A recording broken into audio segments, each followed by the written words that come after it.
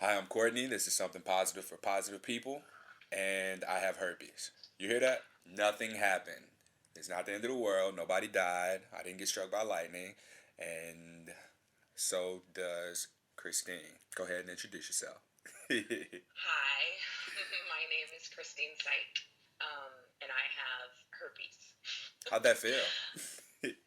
How did that feel? Yeah. Um, it felt okay. I mean, it's not like it's a big huge deal to me. I've been public with my status for a few years now, so Hmm. um, it's standard talk for me. So I'm a firm believer that if you keep saying it and saying it over and over and over again, um, you get used to hearing it, and then at that point, there's no awkwardness about it. So Yeah, because I've told people closest to me, and first off, you come to realize that people don't care. I mean, the people closest right, to you are like, oh, they can't really relate, so all they can really offer you is friendship. And then anyone right. who does care, it's like, I mean, how relevant are they to your life, really? So it's a good filtering mechanism. So Christine, what is your age, race, sex? So my name is Christine Seyk. I'm 46 years old. I'm a white American, female, heterosexual. Um, I work as a database administrator in the information technology field, and I have genital HSV2 and high risk HPV. High risk HPV. I hadn't heard that before. High risk for. Uh, So the cervical strains are categorized in two different categories: low risk and high risk.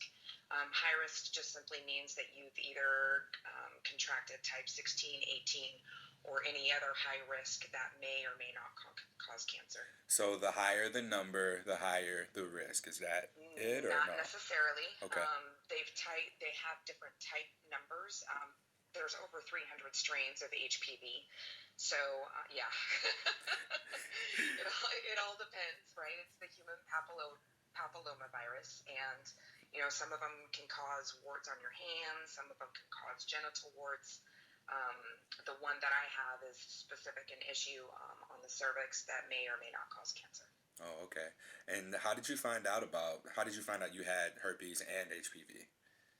So, my first husband was the one who gave me herpes. One day I woke up and um, I was unable to use the facilities. I was unable to go to the bathroom without being in a whole lot of pain. Oh, And I called my mom and I was like, I don't know what's wrong. And my mom's a nurse. So I called her and I said, I don't know what's wrong, but I literally can't urinate because it hurts so bad. And she gave me some tactics and then obviously told me that I needed to go to the doctor. So I called my doctor and went into the doctor's office, and he took a look-see over while my feet were in the stirrups, and that's when I was told I had herpes. oh, wow. And did you confront when you confronted your husband about it, which I'll assume you did? How did that conversation go? I don't know what you're talking about, blah, blah, blah, yada, yada, yada. At first, it was the huge denial thing, right? Because most people, when you confront them about infidelity, the first thing that they do is deny it, right? So, um, but eventually it came out that he was having an affair, and, it took our marriage to divorce. Um, but yeah, that's how I got it. Uh, Was my feet were literally in the stirrups. The doctor was literally telling me I had an STD. yeah. So they didn't have to do the test, or did they still do the test? You know what? That was a visual confirmation, right? The reason I was having an issue was because there were some blisters, Hmm. and it was very painful. The first outbreak, typically people who get diagnosed with herpes, typically the first outbreak is the one that's the most painful. Yeah. And then after that, as the body and the immune system, tries to tackle it, the outbreaks seem to lessen in intensity and then also lessen in frequency. Okay. And how long ago was this? How long have you had HSV2? Over 25 years. Over 25 years? Wow. Yes. And how did that change your life? You got the diagnosis, confronted your husband, and what Mm-hmm. happened after that? Well, we obviously went through the divorce proceedings, and then once I found myself single, after the time, right, we're talking about the medical community that was, 25 years ago. So at the time, um, the thought process or the philosophy of the medical community at that point was anything above the waist was not contagious, and anything below the waist was, but it was only contagious at the time that you would have an outbreak. So, if you didn't have sex while you had an outbreak, you could give it to somebody else. That was the mentality of the medical community at that time. Obviously, we know now that is not the case. But yeah, um, from a personal aspect, I kind of felt dirty. I think I fell into the stigma almost immediately. You go out on the internet was very, very far and few between in regards to information. So then it was, go to the public library, try to see if you can find things, at the library, or talk to people. What's a library? I know, right? Is that what Google was before? It's like I know, right? It's like a brick and mortar building. You go in and they have these books and what was called the card catalog. Oh my God, you're speaking a foreign language to me. So you got your. At the time, there wasn't a whole lot of information, and I quickly changed my doctor from a male doctor, because at the time I had a male doctor. I quickly changed my doctor from a male doctor to a female doctor, so I could relate to my doctor better, right? In regards to my diagnosis and my symptoms, and then it just, hey, I have this. You can't get it unless I have an outbreak. So at the time, the talk that most people refer to nowadays wasn't as big of a deal. Now people are like, you can get it any time. Whether you're shedding or not shedding, or don't have an outbreak or have an outbreak. I mean, you can just give it to somebody at any time. And that's, current science at this point. And over the course of your time having HSV2, how was disclosing? I mean, in that point in time when you were just like, you can't get it unless I have an outbreak, were people more so willing to take the risk, or what? It's been in my experience that men in general don't really care, right? I don't want to sound offensive, right? But a lot of times, when sex is on the table, it's okay, yeah, whatever. I'm not worried about it, kind of thing. Yeah. And some men prefer to use condoms, and most men don't. So it wasn't really hard from getting sex. From the getting sex perspective, it wasn't hard at all. Yeah. In my experience. Okay. When it came to relationships, other things were bigger factors than herpes. Whether or not they wanted kids, whether or not they wanted to get married.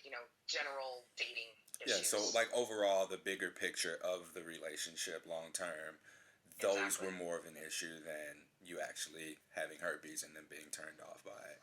Exactly. Okay. And how did this affect you? Did it affect you in any other way? It seems like it didn't really affect you relationship-wise.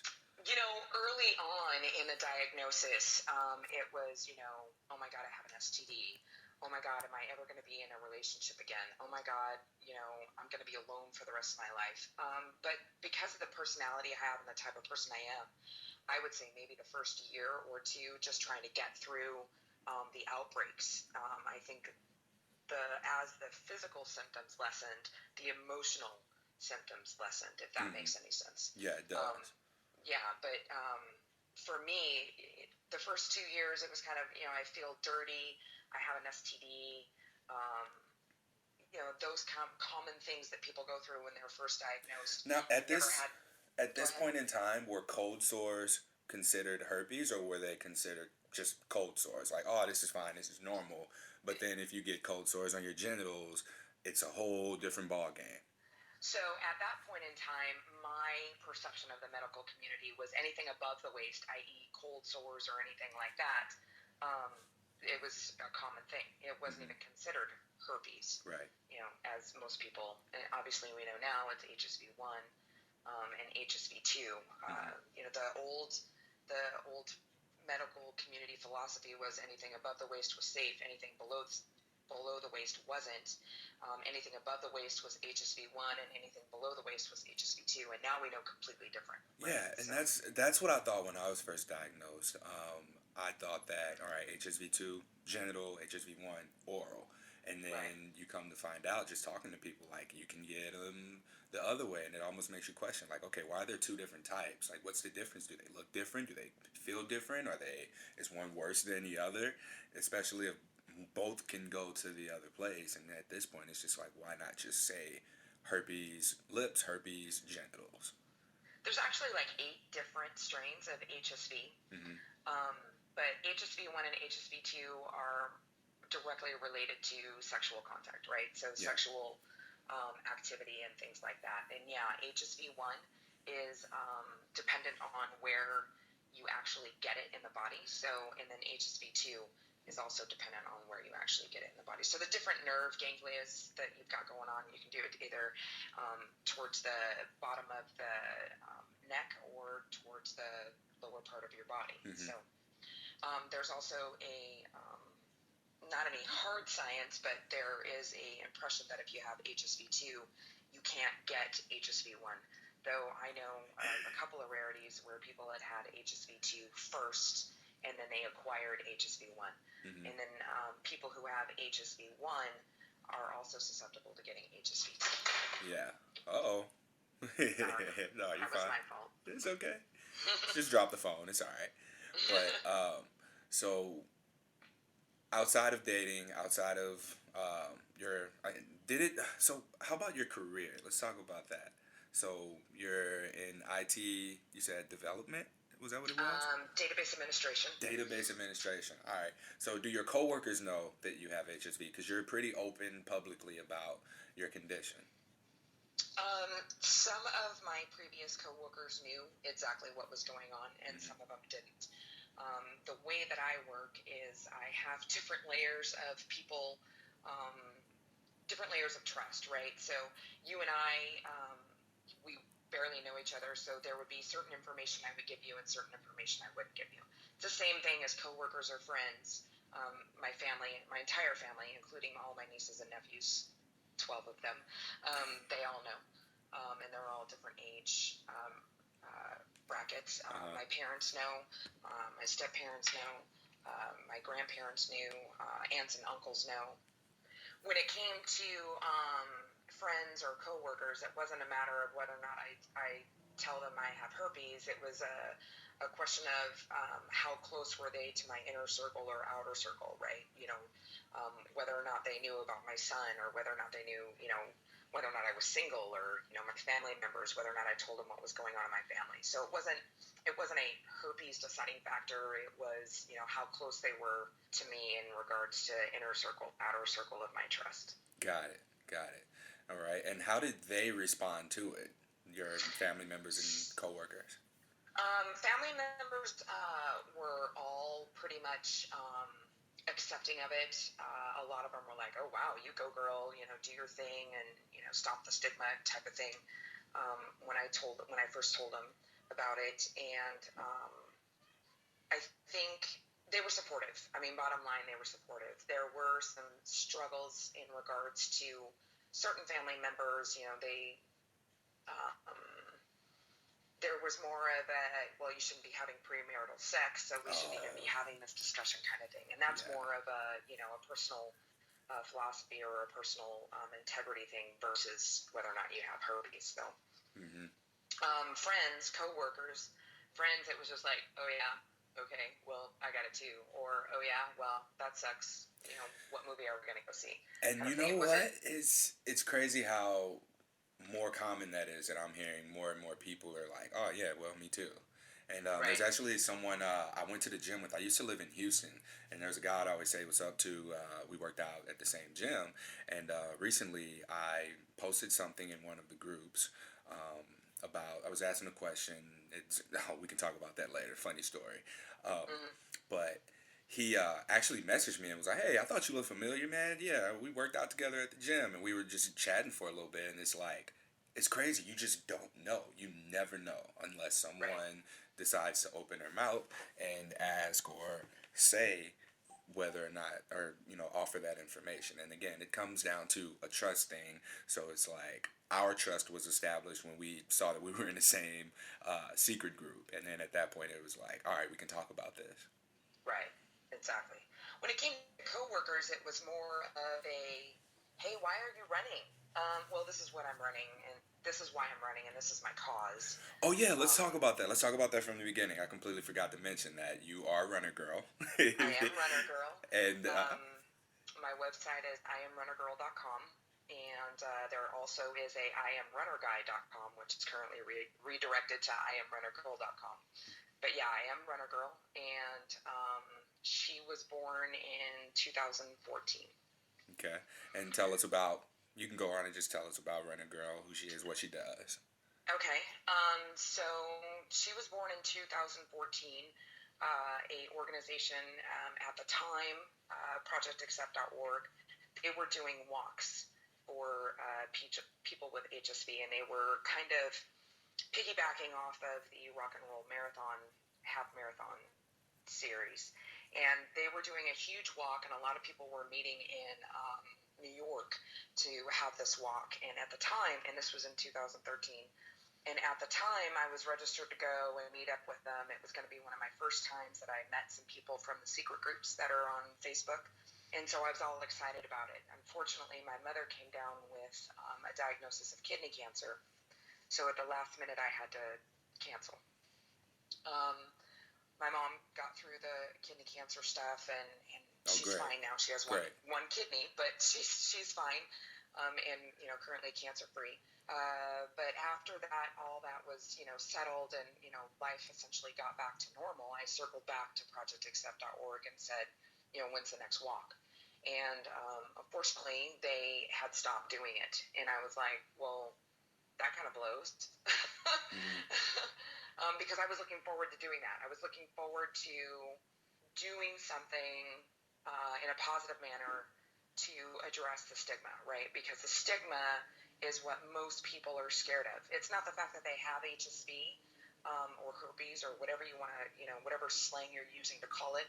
It's they're more worried about the stigma and what people are going to think of them. So I was in a position where I was like, I wanted to do something about it. So after some conversation with them, Runner Girl was born. They gave me the blessing to, go off and do my own thing and sort of rally the troops, the people who were, in the secret groups, and Runner Girl was essentially born. Okay. I did 2014. I did 6 races. 2017, I did 5 races, and then took some time off. I had an injury, and then I just had my inaugural race as Runner Girl by herself. IamRunnerGirl.com last June. In 2017. Okay. So, Project Accept, is that who it was? Yes, ProjectAccept.org, and that's accept as an ACCEPT.org. They were the ones who helped Runner Girl become a thing, and it grew like wildfire. I was like, I just want to be a girl doing something about the stigma, Yeah. The common line that I typically have is I'm just a girl with a herpes shirt on. Yeah. And it turned into something so huge, and it spread like wildfire. And so now a lot of people, they don't know me as Christine, they know me as Runner Girl. They know me as the girl who goes to races with herpes shirts on. Let's say don't call you Herpes Girl. Right? You took charge of that right away. Exactly. The one time I was out on a practice run right before a race, and I was in Venice Beach in California, and I was actually wearing one of my shirts during a practice run, and that was the first time I was called a herpes slut. Oh, herpes slut. Yeah. How did that go over? Get off the bike path, herpes slut, because I was running on the bike path at the time. Oh my gosh. So, yeah. So wait, is that what the shirt said, or was someone just being a dick? No, the shirt said, it was my Vegas shirt, so what happens in Vegas stays in Vegas, except for herpes, that happens everywhere. And then it had the, ProjectAccept.org logo on it. And that shirt actually was a huge hit among the groups. A lot of people wanted to order that shirt simply because of the saying. Mm-hmm. But yeah, I was wearing that shirt, and it was, an 8-mile practice run, and I happened to be running on the bike path because it was easier to run on the bike path away from running on the boardwalk, because the boardwalk's obviously busy with the public. Yeah. And some biker, came by, and apparently what I was wearing upset him, and he turned his bike around and came back at me and said, "You need to get off the bike path, you herpes slut." I was like, Oh, wow. "Are you kidding me right now?" Yeah. So is that the only negative feedback you got from? San Jose, there was a race in San Jose, and there was some mumblings along mile 4 in San Jose, and I don't know who it was or what. I assumed the perception is that it was negative feedback simply because of the tone being used in the word herpes, and I distinctly remember hearing something of something about being dirty and having an STD. But other than that, those were the only 2 occurrences where something was said to me publicly. Yeah. Well, I guess those are the only 2 that you're aware of. But right. Would you say, what about the positive feedback? Because I would assume that, wearing that shirt is also giving some other people who may be, more secretive about it or had just found out, like, some kind of hope, and they're kind of like hand clapping in their heads to see someone out there. Do you get approached by people who have HSV? As a matter of fact, ironically, and I'm getting goosebumps as I'm thinking about this, ironically, it was the race that I had attended, and that was the time of Marvin's passing. That particular race was in Oregon, and that was the race where I was approached by 3 separate people. Now, Marvin is your ex-boyfriend? Yes. Okay. Yeah, we had the total time that we had dated was 8 months. We had just right before that race had just recently discussed me moving to Florida to have our relationship progress. And that particular race in Portland, Oregon, 2015, I was in Portland by myself. He was in Florida. And the day before the race, we had spoken. He was on his, walk. He was doing some regular walking, and he was on his walk. And I was at the race expo, and I had just texted them and said, I got my race packet. I'm going to stop and get lunch. I'll chime in when I get back to the hotel. And he said, "Talk to you soon, baby." And that was the last thing I ever heard from him again. And what happened to Marvin, if you don't mind? He was taking a walk along Atlantic Beach in Florida, and he had a massive heart attack. I'm sorry to hear that. Thank you. Thank you. You want me to stop it here? No, you're good. All right. I didn't know if we were getting, in a touchy territory, which obviously we're it is. Good. We're okay. Good. I don't mind talking about Marvin. As a matter of fact, I think I think people get put off by it, especially when it comes to dating people. I think that prospective dates get put off when I talk about him, because aside from having herpes and having HPV, he was actually the one man who taught me what love was, what true love was. Which is interesting because I had already been married twice, and you would think logically that somebody wouldn't get married unless they thought they were in love. But he was the one man who taught me the true reason of why the groups were around, the true reason of selfless giving to people, the true reason of unconditional love. As a matter of fact, he was the one that created the websites. And I say websites because folks only know of one. Yeah. But at the time of his passing, there were 8 domains, 8 different domains. And we're talking about, are we talking about for people who have HSV, these groups and websites? Yeah, these groups. So when I mention the groups, specifically, there are literally hundreds of secret groups on Facebook that are set up to support people with those who have HSV or HPV. Okay. And so in his passing, you began to take over those? Is that correct? I didn't take over the groups. Obviously, I took over, with the help of his brother, I took over the domains. So the domains are now in my name and are legally mine. Okay.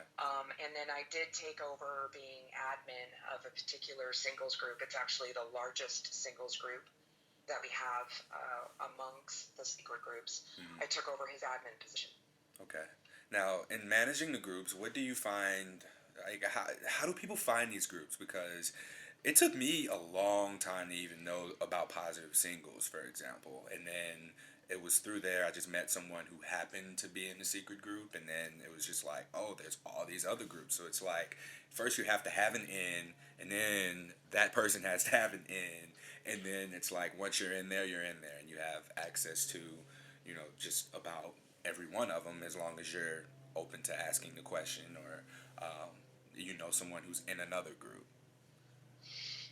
So, ProjectAccept.org has a way to, there's a link, you can click on the link, you can say, hey, I'm interested in joining, and through a interview process, they can get access to particular groups on Facebook. From there, that is an entry portal where once they're in the ProjectAccept.org group, because ProjectAccept.org has a group on Facebook, once they're in that group, from there they'll establish their membership, and then as people get into particular groups, and that may not be their first group. Their first group may be a help group that's one of the largest help groups on the Facebook platform, and I'm not naming that groups because that group is a secret group, right? Which is taboo, right? That's taboo all in itself. Us even having a conversation of the secret groups on Facebook is going to upset many. But no, it's fine. I mean, I've discussed that there are secret groups. I've never given any names, so it's right. This yeah, isn't and I've the never first given time. any names either, except for the ProjectAccept.org group because it is out there. Okay. And then there's some public groups, right? There's some. If you do a search for public groups for herpes support, you will find some, and some of those I am members of. So if people wanted to connect with me, that's definitely a way. Of course, they could look me up on Facebook, and I'm not hiding. I'm out there. Yeah. But the groups themselves, while offering a huge amount of support, it gives the facade that people can be free to be themselves, right? What I think most of the membership is lacking in understanding is that they've just put themselves in a fishbowl, right? And what do you mean by that? They've taken their diagnosis, and while they feel better about their diagnosis, and there is a place where they can be free and unfiltered and not have to worry about their diagnosis specifically, they're still in a secret group. They're still hiding. Yeah. And so... and I know exactly what you mean by that, because I came to realize, like, I didn't realize I was personally hiding until someone addressed to me, someone pulled me to the side and was like, hey man, you're acting like a little weird, you're acting different. And then at some point, I always thought it was something else. And then one day I came to the realization, it was like, wow, after interacting with other people who do have herpes, or after I interacted with people who knew I had herpes, and then going into interactions with people who didn't know, I was a completely different person. And even like my friend who I work with now, before he knew I was one way, he'd always be like, hey, what are you doing? Like, what's going on? And then one day I just told him, I was like, I got herpes, man, and like that's why this, and this. He's like, what? Why is that affecting your behavior? When he asked me that, I was like, why is that affecting my behavior? And then I came to realize that the support groups and talking to other people with it did give me the freedom to be myself and express my personality, and I started to like that person a lot more than the person I was when that wasn't out there or on the table. And then after I started this podcast, and I did an episode that no one will ever hear. It was just me talking, and I was like, hi, I'm Courtney, I have herpes, blah, blah, blah, blah, blah. And I talked for like 30 minutes. There was a lot of stuttering. There were a lot of likes and so's, and it was just, to me, it felt good to have done it. And then I just played it for a few people, and after I did that, I was like, that feels good. Like, I felt like I got it out there. Now let me get more people, maybe more people can feel like that in just doing these interviews. And that was just an added layer to what this podcast is about. So I completely understand what you mean by obtaining that freedom. But I think the most important part is being able to establish that connection with that freedom and then take it into your everyday life, because it does open up the door for many opportunities, especially in relationships and connecting deeper with people and being able to go off into the world and just enjoy life, being yourself. Exactly. It's interesting that you bring that up because you just reminded me of Christy Spraggan.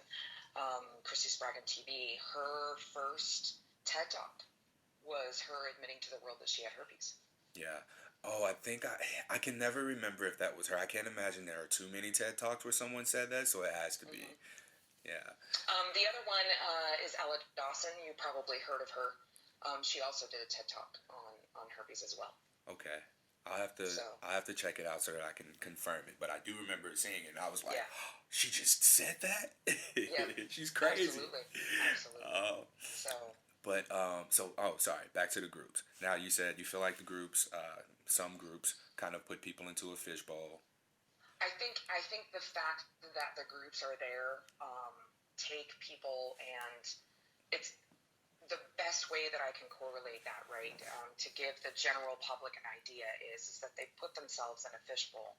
And when you sit back and you look at the bigger picture, it's not the fact that they have herpes, it's how they've actually processed emotionally that they have herpes.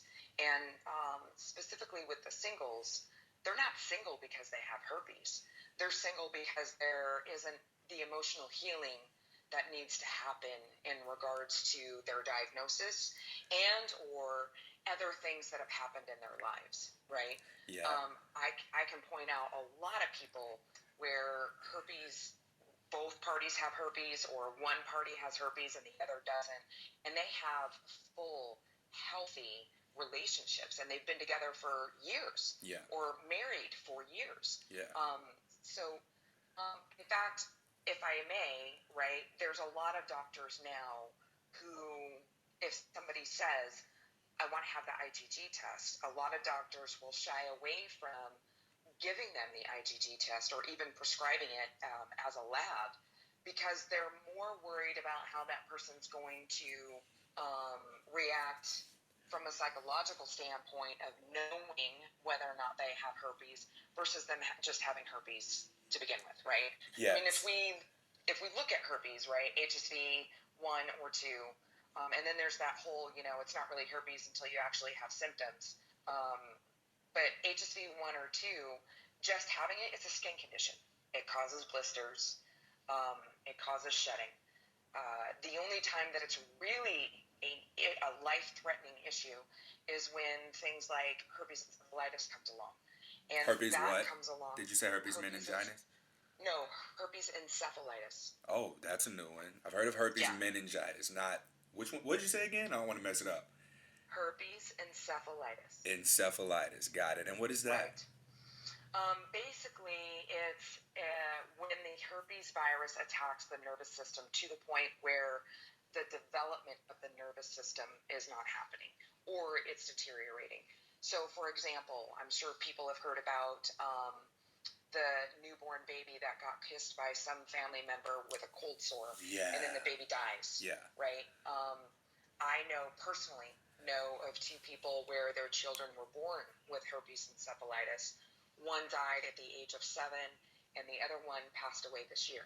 Oh my. So that's the part where I think doctors need to remember that a woman who is diagnosed with HSV 1 or HSV 2, if she still wants to do the childbearing thing, that's where it's important. That's why it's important for women to know whether or not they have it. Because at the time of childbirth, if there's an outbreak going on, the fact that that child can get HSV 1 or HSV 2 through the birth canal is, I think it's falling on deaf ears. And that's where it becomes a life and death situation. I've always thought, well, I don't want to say always thought, but I've heard of so many situations where doctors won't test. And this is the first time that I'm hearing this perspective of it being, more so concerns about the psychological effects, because I have heard from people who, when they got diagnosed, thought that this was the end of the world and they contemplated suicide. And that's kind of where this podcast began. It was just to prove a point, like, hey, life with herpes isn't all that bad. So it's very interesting to me that this could potentially be, from the doctor's perspective, something that is preventing a much larger problem later on just by not even conducting the IgG test at all. Right. Wow, that's okay. That's eye opening for me. Well, most guys don't have to worry about it, right? Unless you're in a healthy, committed relationship and you want to bear children with someone, most guys don't have to worry about that part. I was gonna say, yeah, it's 2017. Like, casual dating is a thing, and I don't know. I do feel like it's important to know what your status is, but now hearing that perspective, it's like what, which of the two evils do you go on with? Because if you do have it and you're just not being tested because you tried to get tested and you just can't get tested, at that point you can also go on and say, well, I tried, and what, it's ignorance is bliss at that point. Yeah. Ignorance is always bliss in a lot of things, right? Yeah, but then to like pass it on unknowingly, and then someone else passes it on unknowingly, and it just creates this whole web of people who've contracted HSV or pass it along, and no one really knows where it came from. So there's that part of wanting some kind of closure, and that's how a lot of people deal with things. It's like, all right, where did I get it from? Because I was like that when I first got it. I was like, hey, did you give me herpes? Hey, did you give me herpes? And that was just something that I had to eventually get over. It was just, all right, I may never know where this came from. Right, that's normal human behavior, right? It would be no different than you going into a bar fight and someone deciding to punch you in the face. You'd be like, why'd you punch me in the face? It's why did you give me herpes, right? Yeah. And a lot of people who contract it, they've gotten it from somebody who didn't know they had it. Yeah. Right? There's a lot of people who are asymptomatic had no clue that they had it. Mm-hmm. And then it's that's tricky. That's so tricky. It is very tricky. So, in your opinion, like, which is the lesser of the two evils? Like, would you, if you had the choice of, knowing with the dealing with the psychological effects of knowing, or dealing with, later finding out and being like, oh shit, I could have passed this on?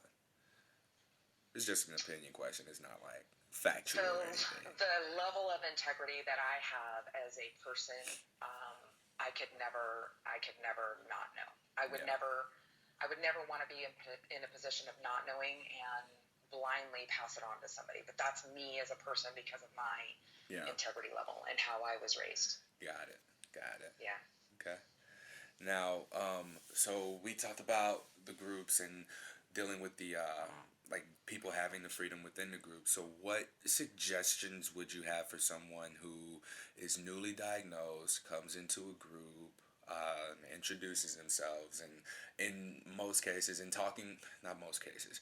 talking to a lot of females in particular, some get a lot of attention when they come into the groups, and it's almost like, I'm wondering if there's kind of a high people get from that. Like, what have you seen in terms of, like, people who are newly joining the groups? Because it doesn't really seem like that initial, I need to find myself and rediscover who I am, takes place. It just seems like it goes from, oh my God, I have herpes, nobody's going to want me. Oh, there's a group out there of single people with herpes, maybe I can date again. And that's definitely the mentality, right? They see that as... I don't have to have the talk if I'm dating somebody who's in the groups, right? There's an understanding that if you're in the groups, you have it. It's going to be, one or two. There are a few who are particular. If they have one, they only want to be with somebody who has HSV1, and then, if they have HSV2, they don't want to be with somebody with HSV1, vice versa. Oh, I was such a snob about that at first. Yeah, so there is a bias for that. There's also a bias within the groups on whether or not you have HPV.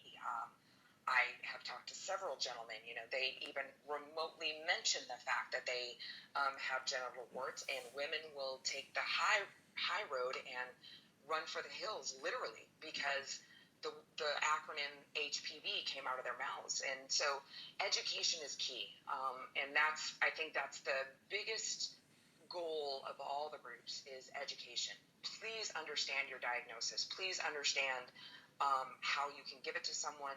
Please understand that, having HPV, specifically, even if you have a high-risk strain, it's no different than having the gene that causes breast cancer and the same risk, right, of whether or not you're going to get breast cancer. It's the same logic. I have high-risk HPV. Okay, does that mean I'm going to get cancer? Yeah. May or may not, right? Right. Does that mean I'm going to give cancer to someone? No. Yeah. Right? But I hear those kind of things. I've had several conversations with gentlemen. I have genital warts. How am I ever going to get a date again? Well, if you want to, send the chick to me and I'll set her straight, right? Because genital warts at this point isn't known to cause cancer. It's a low risk HPV strain. It's not known to cause cancer, and usually after a few laser sessions or acid sessions, the treatments that you go through, eventually it doesn't come back. Yeah.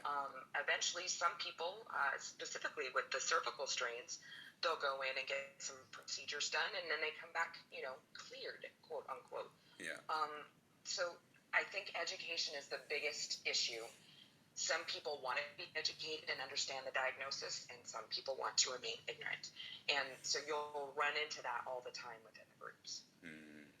And what is something that we can do, talking to me and, talking back and forth, or talking among each other, and for everyone who's listening in, what is our part in being able to contribute to educating others? I mean, do we start throwing facts at people? Do we run around with pamphlets, or what? What can we do to help here? Run around with pamphlets. That's funny. Although I've done that, right? I've gone to a doctor's office or whatever and given them a business card or given them a pamphlet or given them, if you have another patient that needs help, please direct them here. I've even left my personal phone number at times. Yeah. Depending on how close I was to the doctor and or the nurse and or whatever. Thank God we have a lot of people who are involved in the medical community within the groups. They're nurses, they're doctors, yes. They're counselors. Thank God for them, because that is a avenue for it to get out. I firmly believe that if everyone in the group told one person outside the group at least once a week, the stigma will be gone within a year. Wow, that you have like a legit timeline and everything. So I played with this little thing in my head. We're looking at almost 9,000 people in the groups. Based on some quick math that I've done, only because I'm an engineer. But I'm guessing close to 9,000 to 10,000 people. And if each member told one person who was not in the groups per week, I firmly believe that just by word of mouth, the stigma would be gone within a year. Mm-hmm. Yeah, I gotcha. So, but the problem is that most people in the groups don't want to talk about it. No, and I mean which that's is why actually feeding the stigma, and I've said that several times. I've pointed that out several times. So and that's fine if they are truly happy not talking about their diagnosis and they're truly happy not doing anything about it. Then all more power to them. Whatever makes them happy in their lives. But as an admin perspective, and what I see on a daily basis, most are not truly happy. Yeah, and I feel in my experience, it seems to me, because I've talked openly about it, and someone else will hear and be like, oh, I'm dating someone with herpes. And that was even how the last episode of Something Positive for Positive People happened. I was talking on the phone to someone who had HSV, or I was talking to someone on the phone about the podcast itself, and the guy offhandedly just heard me, and he was like, oh yeah, that's really cool, I'm dating someone. I was like, oh, it would be nice if we can have this conversation and record it. And so it's just like, in the real world, even telling people, you never know. And since sharing the podcast with people, I've gotten feedback from people closest to me, like, oh yeah, that's good. I sent it to so-and-so. She also has herpes. I'm like, what? I would have never known. And it also has made me not take shots in dating. So taking the shot is where you make an attempt to pursue someone, just making the effort to try and um, pursue them in dating. So a lot of shots wouldn't get taken as a result of me just being quiet. And I'm sure that that's happening a lot. I see posts in groups and it's like, oh, there's a person that I want to tell, but I don't know how. Or I told someone and they weren't receptive to it. And it's like, you're gonna miss. You're gonna score sometimes. And I mean, in my case, I've been fortunate enough to get a few Me Too's, but some of those haven't worked out, for, like you said, reasons other than having an STD. It's just a compatibility. Like, dating isn't really different. I tell people all the time, I just feel like having an STD really puts up a filter for the people who are there for you or the people who really just want to sleep with you. I mean, that's not 100% true, but at the same time,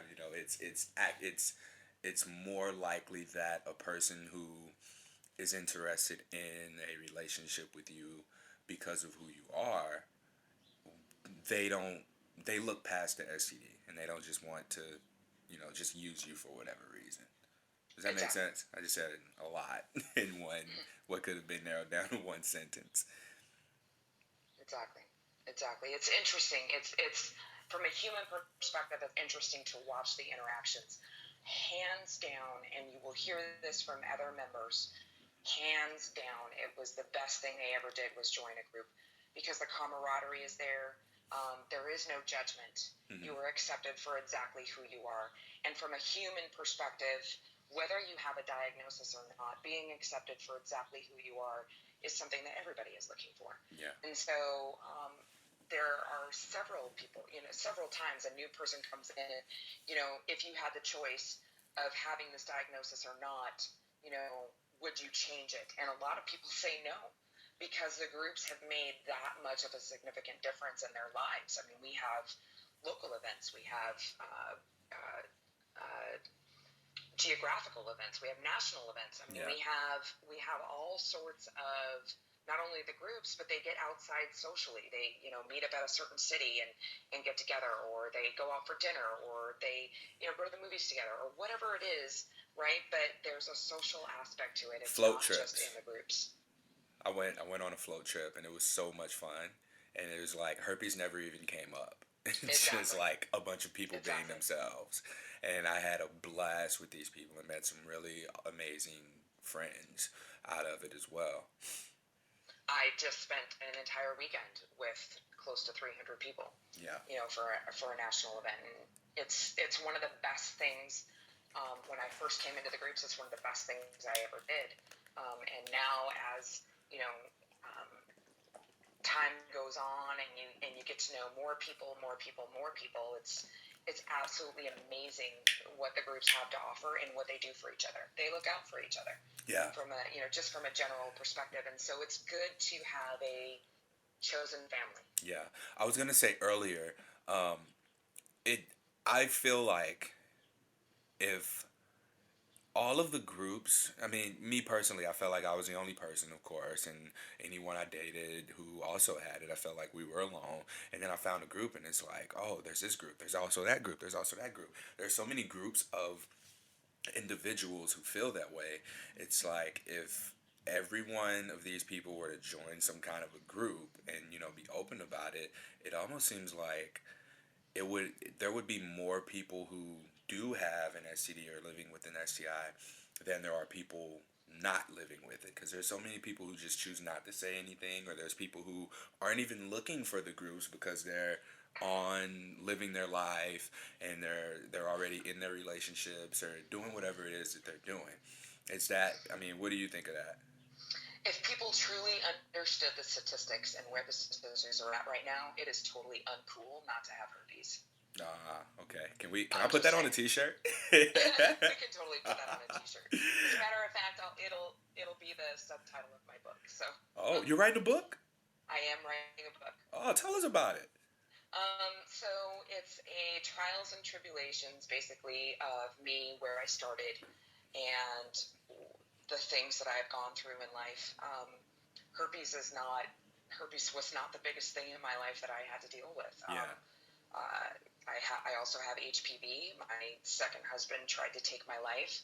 I've been in abusive relationships, and then the one man who taught me unconditional love, passed away. So there are other things in my life that were more significant than having herpes, right? Right. So um, the book originally started a long time ago, and there was never I always struggled with what is the message I'm trying to give to the readers? What is the point that I'm trying to make? And unfortunately, it was Marvin's passing that was the deer in the headlights look and the zonk on the head, of course, right? It's someone who is dealing with other things in life other than herpes to make herpes seem insignificant, because that's what it is in my life. Herpes is insignificant in my life. Yeah. I'd much rather spend my time trying to support the Secret Army, which is a term that Marvin came up with. I love that. Support. I love that, the Secret Army. Hashtag Secret Army.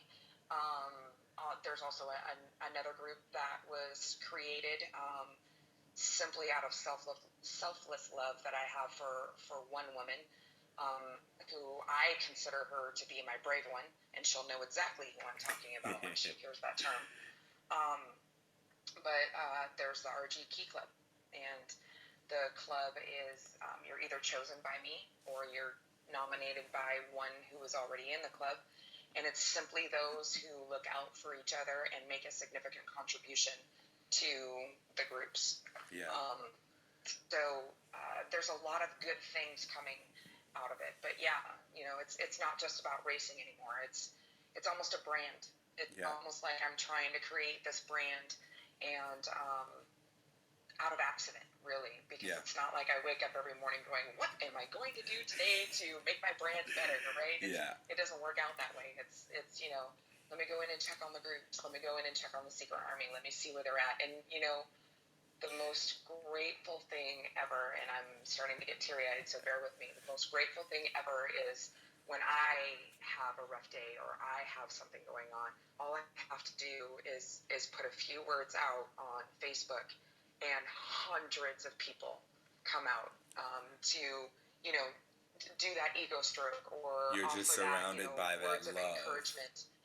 That's all it takes. Yeah. That's all it takes is for me to say. And I think that is my biggest lesson, right? Because I don't ask for help. Mm-hmm. I don't ask for help. And over the years that I have been with the groups and been involved in the community, I have found that there is a huge amount of strength in one who asks for help. Yeah. Wow. So, those are great words. Now, Marvin was clearly a very significant influence on your life. So to conclude this episode, we want to just kind of give us how he taught you unconditional love, just to leave us something positive for the positive people out there. Marvin had a twinkle in his eye, and his life, what he strived for in life was to make sure that every woman felt special. And he made it a point, whether it was the lady at the grocery store or the waitress that you were dealing with or a local member or a national member or whatever, he made it a point to make sure that every woman felt special no matter what. Didn't matter what she looked like, whether or not she had herpes, whether or not she had a bad day. He made it a point to make sure that every woman felt special. And the fact that I was the one where he decided that he wanted to take it further is unbelievable to me, because every time I still think about it, I'm like, why me? Right? There's nothing really special about me. And I think that that's the significant thing, is he was the one who said it doesn't matter what happens in your life. It doesn't matter, what perception you have of yourself. It matters of what you are offering in a relationship. And I offered something that he wanted, and he certainly taught me unconditional love. No matter how ugly I got, no matter how angry I got or how mad I got or how crazy I got or how many tears I shed. I can remember one time we had an argument, and he straight up said, "Well, here's some wine and chocolate. Let me know when you're done being mad." And so, he understood every facet of Christine, and I'm not entirely sure I'll ever find anyone who can do that. So the overall message is that Marvin, he allowed you to be yourself. And that's what unconditional love is, where you love someone to the point where you just can allow them to be them. So if you're mad, all right, here's wine and chocolate. Go be mad, and then when you're done, we can we can continue to do what we're doing here. Yeah, absolutely. That's amazing. Absolutely. I miss him. There's one last thing that I wanted to bring up. One last shout out, if you don't mind. No, go for it. The STDproject.com. Janelle Marie is the founder of STDproject.com. And I would say that if anybody is looking for any information on any STD, the STDproject.com is certainly the place to go. She's actually one of my heroes. Yeah. Every time I think about quitting, all I have to do is to go to her page, and there's something there that just gives me a completely different perspective. And so, I've given the shout out to Christy, given the shout out to projectaccept.org. Okay. I definitely want to make sure that Janelle is included in that as well. All right, awesome. Now, how can people find you if they want to reach out? If they want to reach out to me, I'm on Facebook, Christine Seyk, and you have to spell your last name. You have to spell it. That's spelled S as in Sam, EYK. Also, my website, IamRunnergirl.com. There's a contact link. They can simply click on the contact link and send me an email. I'm not hard to find, and if they're already in a group, they can go to the information tab, and there should be a listing of other groups. They will certainly find me there. Yeah. If they're not in a group, I am searchable on Facebook. You can find me. Awesome. I'm also on LinkedIn as well. So. Okay. As RunnerGirl or as Christine? I'm on LinkedIn as Christine Seyk. However, my volunteerism tab has all the RunnerGirl sites on it. So if they do a search for, I Am RunnerGirl, they'll find me on LinkedIn as well. Awesome. Thank you so much, RunnerGirl, for taking the time to share your story and give us some additional resources to provide to people who stumble across the podcast as well. Thank you so much. No problem at all. It was my pleasure. Thank you. You want to say bye in some cool way or something? I don't know. Well, just remember, what happens in Vegas stays in Vegas, except for herpes. That happens everywhere. Yeah. I think the final words that I would want to give to somebody, especially somebody newly diagnosed, it is not the end of the world. Yeah. It is not a life-altering, oh my God, it's not. And it's hard to see that in the first days and weeks of your diagnosis, but I'm telling you, there is a whole bright future out there, and in time, it'll be totally insignificant.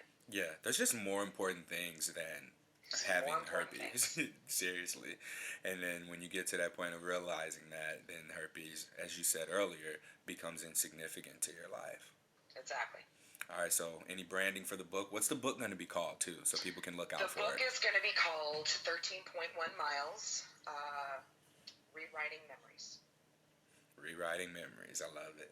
13.1 Miles, Rewriting Memories. Exactly. All right. And then each chapter is based on a certain mile and a half marathon. Oh, I love it.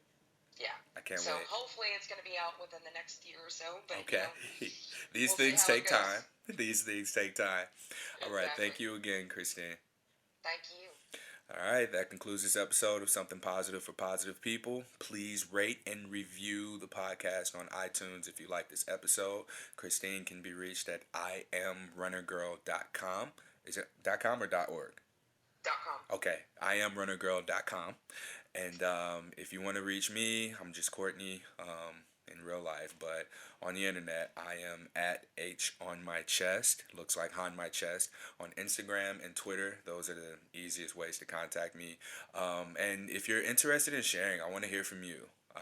I'd like to have as many people as I can to get on here and relieve themselves of that burden that they have. You're more than welcome to remain anonymous, of course, but some people come on and this is kind of their way of coming out and saying I have herpes or I have HIV or HPV, whatever it is.